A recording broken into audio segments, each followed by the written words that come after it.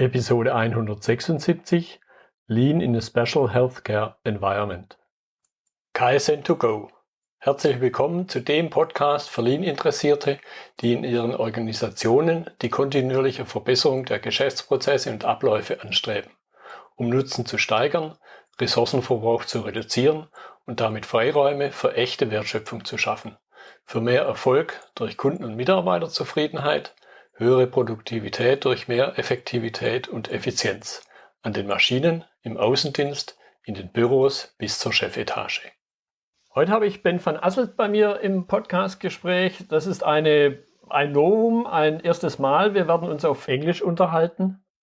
Das Transkript zur Episode wird es aber auf Deutsch geben. Ben van Asselt ist Black Belt Lean Project Manager in einer Gesundheitsorganisation in den Niederlanden, die Menschen mit mentalen Einschränkungen unterstützt. Und damit wechsle ich jetzt auf Englisch. Hello, Ben. Hi, good. Hello. How are you doing? Fine. I hope you too. I Yes. said already, let's say half a sentence about you. Go a bit deeper into what you are doing in that organization. Yeah. Well, first of all, thanks for having me on the show. You introduced me in German. My name is Ben van Asselt. I work in the Netherlands, but I live in Belgium.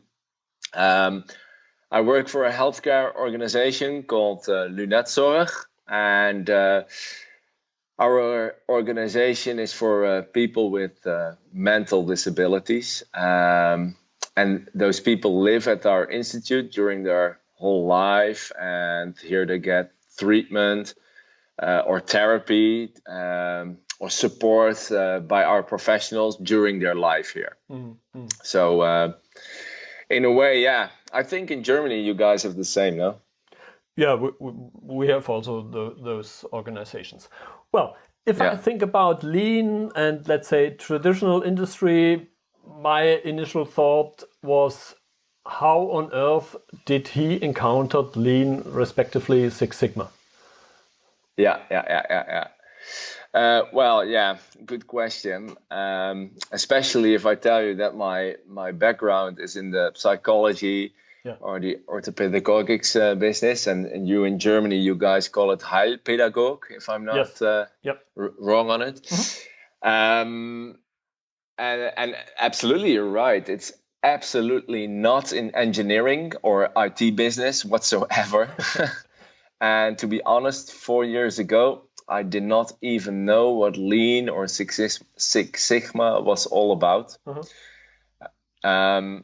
I started my Lean journey with a Lean Green Belt certification.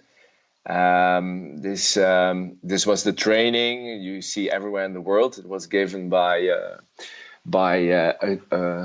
an institute here in the Netherlands. Mm-hmm. It was called the Lean Six Sigma Group. But we got there thanks to our HR director. Okay. Our HR director, he was from Philips. He came from Philips. And in Philips, there they know all about Lean and Six Sigma. So he said, we had something, and it's called Lean. Maybe that can work for you guys here at the organization Lean-Ansätze. Mm-hmm. Maybe it can work for you guys. And so we hopped on that Lean train. We went on that Lean journey. And in my case, I got the Lean Green Belt certification. And we did some minor improvements, but they were all in the staff. And we saw that worked. So now they ask us to grow bigger with Lean in our organization. Mm. And even so far that I am now a black belt Lean guy here. Mm-hmm. I want to dig a little bit deeper into your organization and, let's say, the value that you provide. I think it's also special because they don't pay you in a traditional industry where the customers pay for getting value. Yeah, correct. Well, yeah, it is. The organization is for people with mental disabilities. And as I said before, these people live at our institute during their whole life for treatment, therapy, or support by our professionals. But let me first tell you how big our organization is, in a way that you understand the metrics a little bit. We have around 3,000 clients. Okay. We don't call them patients, we call them clients. And we also have around about 3,000 employees. Okay. So in a way, our client-employee ratio is 1-on-1. And that's pretty big. Sure. And what we try to do is we try to give a good life for our clients. So if you see our mission statement, you will see in that mission statement that what we are trying to do is to give the client a good life. And to be honest, they have the same rights as you and me. Sure. So our purpose is to support them to overcome that gap in having a good life, because for you and me, the society is, I think, already complex. For those guys, it's super complex. We don't get money from our clients, but we get money from the health insurer or the government. And with that money, they tell us to support or give the therapy or the treatment to our clients during their whole life. So in a way, there is cash flow. We need cash. We have a financial situation that's very important actually for us, but because we are simply an organization like everybody else. But we are not out on profit. So what we are trying to do is we try to give a so good as possible life we can get for the clients. And if we do that, they will be more satisfied. Sure. And in a way, if they tell other people that they are satisfied thanks to us, we get more clients. So in a way, it works a little bit in the way that if somebody is satisfied, they tell another, and then they come to us and also want us to help them. Is it possible to talk about, to define something like a value stream in your organization? It's not like in an industry. It's not like in a factory that you can say like, for especially if you focus on our clients, like, okay, how is our client situated in a value stream? But what we can do is that our organization is filled with processes. So, for example, if somebody wants to have support or care, then he has to do an intake. And that intake determines where we can position that client. And when we have the correct position for that client, then we need to instruct the teams. And when the teams are instructed, the client has to come there. So in a way, then you can start formalize a value stream for those processes. When we started with Lean, the first lesson we learned was, please don't try to boil the ocean, because the processes we have are so big. Make them small so you understand them, and then you can start. Well, in the first place, a lot of times we started with standardization of the processes, and after standardization, then the next step was continuous improvement. Can we talk about typical problems to be resolved? As for traditional industry, there's always what's the English expression? The German one is Durchlaufzeit. The time from the point that the customer says, I want this, till the point that the company gets the money for it. Lead time is it's a super question, because we have the same, but I'm talking now with you about our clients as our customer. But what we also have as our customer is just our colleague.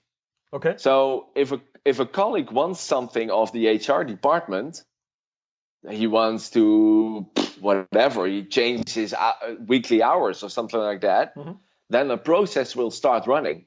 And that process that is starting, that a lot of times we noticed that those processes were too long. So the time needed to get through the whole process was too big. But to be honest, a lot of times here in Lean-Ansätze, we didn't know exactly how long those processes were.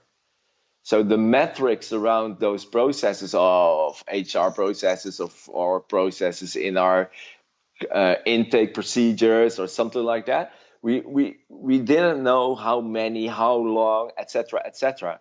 So the first step was always to measure it, to be honest, and to talk with the people of those processes.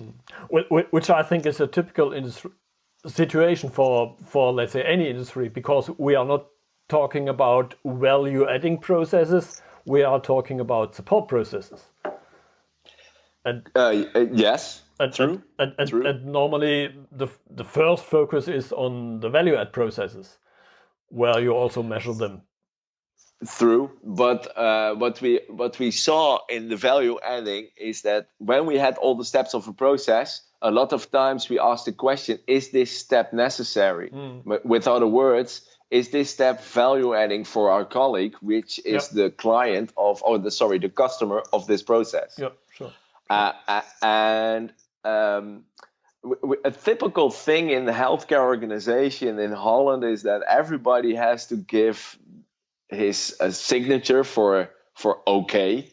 So there is a lot of times there is a control step in our process. So for example, I want to change my working hours. My boss is okay with that. So he mutates, I think that's the correct word. Yeah, he mutates my working hours. On that moment, my boss, with sending that mutation to the HR department, is his okay. Why is that mutation again coming back to my boss? That was an interesting question. Yeah. And sometimes you think, that's ridiculous. Why you get that step back, because the boss itself is already sending his approval by doing the mutation. But when you listen to the people in that process, they can tell you that sometimes it's really necessary. So then again, you really have to talk about every process step, if it is value adding for the customer, yes or no. Can we also talk about typical wastes to be reduced? Yeah. It's actually the waste you have in the industry, we also have them here. Let's be honest about that. So the biggest way, if you ask me personally, the biggest waste we see is over processing and waiting time. So a lot of waiting. Yeah. And waiting is in two forms. Our clients really wait a lot, and colleagues also have to wait long times before something is done or a mutation is there or stuff like that. So waiting is, I think, the biggest one we have here. And if I visit other companies in our healthcare business, they have the same wastes. What about that? Yeah. Over processing, especially in our staff department, a lot of times colleagues in the staff department, they invent big processes, but they are not very practical or usable for the purpose. So we see a lot of over processing there. And that results, of course, in long lead time, of course. So, I would say over processing and waiting is one of the biggest things we have. As you said before, in the beginning, 5 years ago, nobody was thinking about lean. So, and which is normally a typical situation for any company. There is some point in time where you don't know anything about lean, and then you encounter lean and you start to deal with it. And Yeah. in my experience, the typical reaction is some kind of rejection. So Yeah. I guess you also encountered that saying, that response, yes, but we are different. Yes. For us, it's the same. And especially as a black belter, I'm responsible for the deployment of Lean in our organization. When people ask me, what's your job? Sometimes I have to answer them, it's politics. Yeah, absolutely. I'm sorry, but that's the truth. Sure, I know. How do you say that? A lot of people have a kind of resistance because it's something new, it's something they don't know. And that makes it difficult to have a good deployment. But I think that you need the force of visual management in this, especially when I go with my Lean team, when we go to a location where our clients live and where our colleagues work with the clients. A lot of time you really have to show them, okay, we did some observations here. And those observations we did, I can show them here because we made pictures. Sometimes we made video. We even do some, it's not rocket science, but I mean, we do some measurements, with a stopwatch or just how many meters are you walking from client A to B, stuff like that.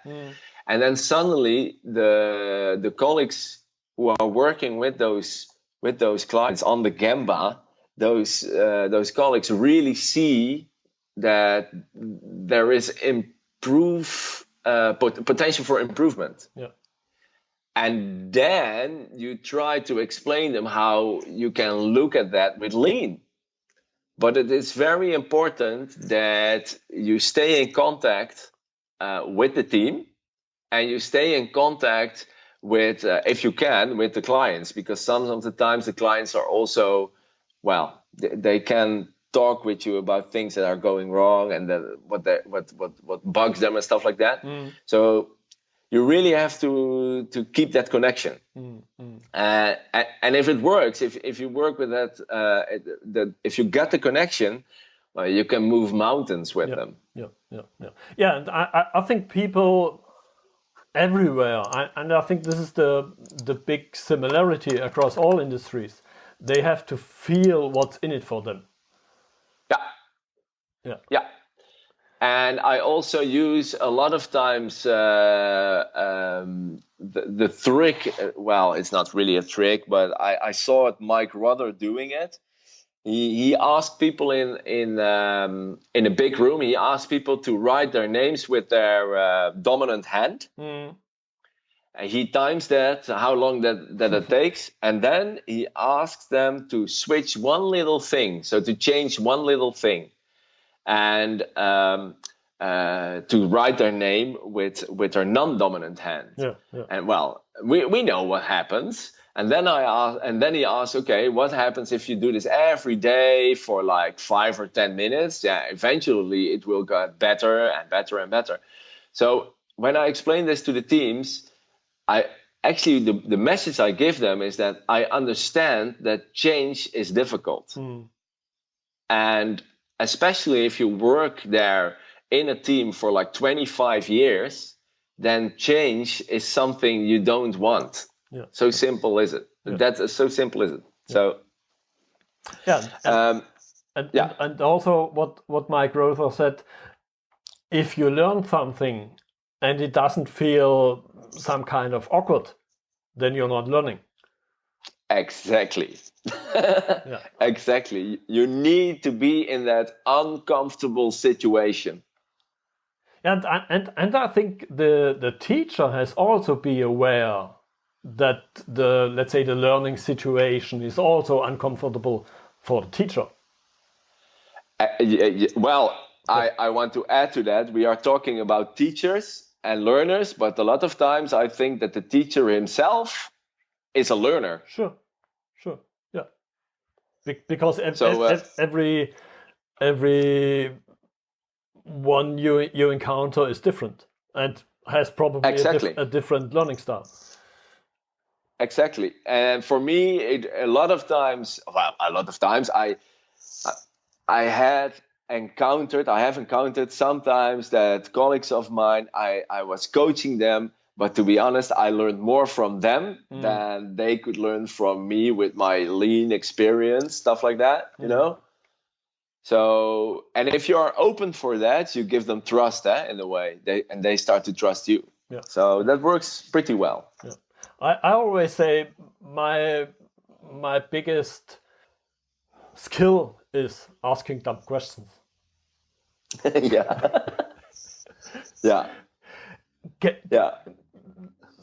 Quite often there is some talk about cultural obstacles, cultural challenges. Can we talk also in your, let's say, organization, in your environment about that? And which ones are there and how you deal with them? Well, if I understand it correctly, you mean that there is a difference in like the industry as a culture and the healthcare business as a culture? For example. Is that what you mean? Yeah, for example. Because that's what I hear a lot, that lean is from and about the industry, factory, stuff like that. And we are healthcare. And we are not a hospital. They live at our institute, so it doesn't work for us because that's a difference. You know, we work differently. In a way, they are right, to be honest. And I see that there is also a difference between hospitals and my type of organization, the healthcare organization I am in. And the healthcare organization, and I don't want to be disrespectful or whatsoever, but a lot of times the hospitals are more like a factory. They are really with filling the beds.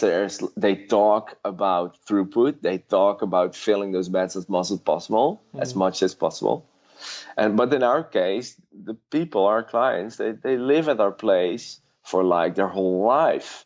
So it works a little bit different. You have a different culture in our organization, and sometimes that's pretty difficult because those cultures you have to notice them. And in the beginning of our talk, you were saying, your organization is not by making money, with profits and stuff like that. We want to be a financial healthy organization, but it's all about our clients. So even that makes it already a different culture. How do you, let's say, spread lean throughout the organization? You are responsible for it. You are the black belt. What is the, let's say, the lean organization looks like within your organization? Yeah. Well, we already talked about little things about that, what we are doing, but we are starting to pick the fruits of lean now in this moment. We started 4 years ago, and during the first years, it was all about educating the staff. And when they had their green belt certification, we hoped that they were doing something with lean on their own departments. And well, to be honest, that didn't work quite well. So we decided to shift up gears, and we really wanted to focus on the Gamba, there where our clients live, and there where we make our money. And there is where we got our first big result. So we switched with the green belts, not to staff processes, because we already did that, but we switched to the processes on those locations where all those clients are. And what you see is that the level of operational excellence of a team starts growing. So, and that what that means for the teams on our location is that if they have 100% time, you can divide it in direct client time and indirect client time. And what we want is that we get so as much as possible direct client time. So thanks to Lean and thanks to becoming more operational excellent, the time shifts from indirect to direct client time. And what you see then is that clients who get more direct time from our colleagues are more satisfied. Yeah, sure. And because of that, because our colleagues are also more satisfied. Because you really love it when you see that your client is enjoying your life thanks to you and your colleagues. Yeah, sure.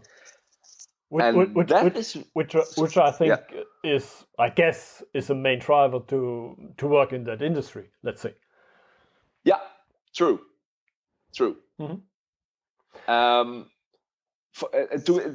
Which is funny. We had a discussion here about our lead indicators, or the biggest indicators, the most important indicators we use in our company. And a lot of times you hear like it's the financial indicator, or it is how many clients we have in our organization, etc., etc. But if you start looking at it with Lean, then it's, to be honest, it's the satisfaction of our clients and the satisfaction of our members. Sorry, members. I mean colleagues. Yeah. I think it's the smile on the faces of the people. Yes. Simple as that. Correctly. Okay. Correctly. What I also want to touch in my talks is about learnings, transfer in your case, more, let's say, traditional industries, either healthcare or non-healthcare. Is there anything you say, this is special about us, and if other people would learn it, it would make their life easier? I think what is very special about us is that we really, really, really try to focus on the people, because that's our job. Our job, even if you are not talking about Lean, our job exists of people. We are working together with people. It's all about people. So for us, it's not about manufacturing something to as high quality as we can do. For us, what we found very important is how we interact with each other, how we interact with our clients, stuff like that. And if it's in our genes, so in a way, Lean is about the people. So sure. in a way, that chapter is checked by us. Sometimes when I hear, if I talk with people about Lean, you hear a lot of times they say, oh yeah, Lean is about cost cutting. So yeah. Lean is about counting the heads, and then you say, okay, we can do with less person. Bye-bye. And I call it, and I think a lot of leaners call it the same as I do. We call it lean and mean. Sure. And I don't want the mean part in it. Yeah. So as I am responsible for Lean deployment at Lunetzoy, of course I get discussions with managers or with directors or even with the board about what can Lean do for us. And sometimes they discuss about cost efficiency, and they discuss about less people on the floor and stuff like that. But those discussions are very good, because I can explain them that I don't want to use Lean for the mean side. And I always tell them, if you focus on the numbers, your people will go. So it's super easy. But if you focus on your people, and I know Lunetzoy, we can do this because we are very good in that, the people will stay. Yeah. And those discussions are grateful. Those discussions are very good in our organization. So, yeah. Unfortunately, if we think back, let's say 3 decades, I guess it was the same in the Netherlands, that Lean was at that time, 30 years ago, it was one big way to reduce workforce. Yeah. And unfortunately, people still remember that even they haven't been part of it at that time, but for whatever reason, it's within the genes somehow. Yeah. And I think, at least that's my experience, it's a certain obstacle to prove that this time it's different. Well, sometimes what you just tell me, I hear that from our managers or a director here, and those guys, they have a lot of experience, so they know about lean. They know about lean in the financial business. They know about lean in some industries where it really was used the wrong way. So I understand that sometimes they are like, okay, we use lean there, and we had as a result a lot of cost efficiency, blah blah blah. Maybe we can do that here. And then on that moment, they see my face and they know me already here for a long time. And then they say, okay, that's not a good idea. What? No, it's not a good idea. It's my answer then. Okay. So, but I think the good thing is that we can discuss this. That's very important. And we can discuss this up to the highest level in our organization. And that makes it very powerful on this moment. Okay. So looking a bit at the time, it's about 30 minutes, 31 minutes. So Ben, I'm very grateful for your time that you are here talking with me about this thing from a very different perspective. But anyway, many thanks. You're more than welcome. And I always like it to talk about lean, and I always like it to talk about our organization. So everybody feel free to contact me, no problem at all. Yeah, I will put your contact information into the show notes. Nice, cool. All right, thanks a lot. Das war die heutige Episode im Gespräch mit Ben van Asselt zum Thema Lean in a Special Healthcare Environment. Die Übersetzung, Notizen und Links zur Episode finden Sie auf meiner Website unter dem Stichwort 176. Wenn Ihnen die Folge gefallen hat, freue ich mich über Ihre Bewertung bei iTunes. Sie geben damit auch anderen Lean-Interessierten die Chance, den Podcast zu entdecken. Ich bin Götz Müller und das war Kaizen to go. Vielen Dank fürs Zuhören und Ihr Interesse. Ich wünsche Ihnen eine gute Zeit bis zur nächsten Episode. Und denken Sie immer daran, bei allem, was Sie tun oder lassen, das Leben ist viel zu kurz, um es mit Verschwendung zu verbringen.